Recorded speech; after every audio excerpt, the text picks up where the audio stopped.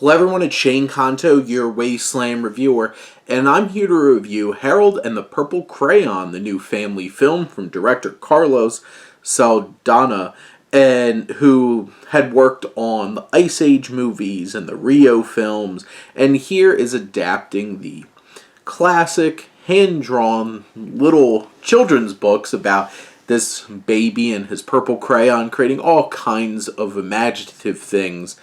And now Harold's grown up, and his hand-drawn world looks a little less hand-drawn and a little odd. And then he bursts out into the real world, and he's Zachary Levi, and his moose turns into Lil Rel Howery, and his porcupine turns into Tanya Reynolds. And they wind up meeting this woman, Zoe Deschanel's Terry, and connecting with her son. And, of course, there has to be an antagonist. There's a librarian who just wanted to make it as a fantasy writer who wants his imagination to come to life, and it's Jermaine Clement. And this film, all narrated by Alfred Molina, who has the perfect voice to do that.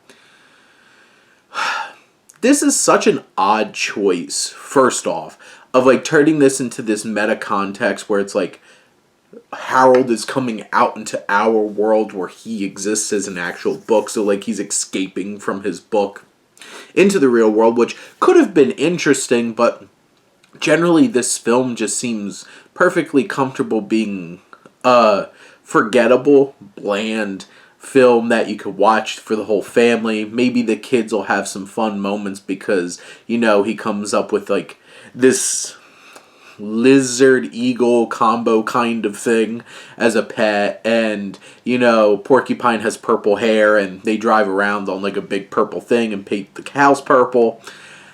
It's such a low bar in terms of just trying to entertain, and it does the most generic kinds of things throughout the film, and it takes up until the final act of the film where, you know, it really kicks into gear, and Jermaine Clement's character Gary and Harold, played by Levi, are going toe-to-toe with like a crayon fighting match, and like that was where this film was the most creative.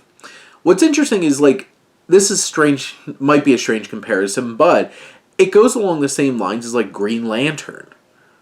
It's all about imagination. You can make anything.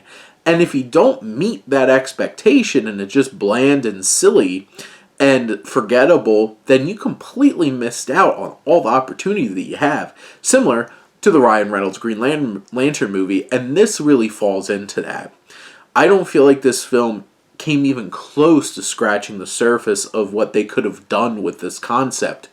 And it just feels like a bland, generic, plotting kind of kids movie that isn't even trying, in most moments, to engage anybody older than, like, 6. And just looks-wise, this looks so bland and looks like it was shot for, like, Nickelodeon. And it took until the final act for it to feel like, oh my god, I feel like I'm watching a movie. And really the only saving grace by the end for me was Jermaine Clement, who was so committed to this antagonist role, who was legitimately funny and having a good time. Zachary Levi was trying way too hard, and half his choices, like facial expressions and acting choices, fell completely flat and just felt confusing.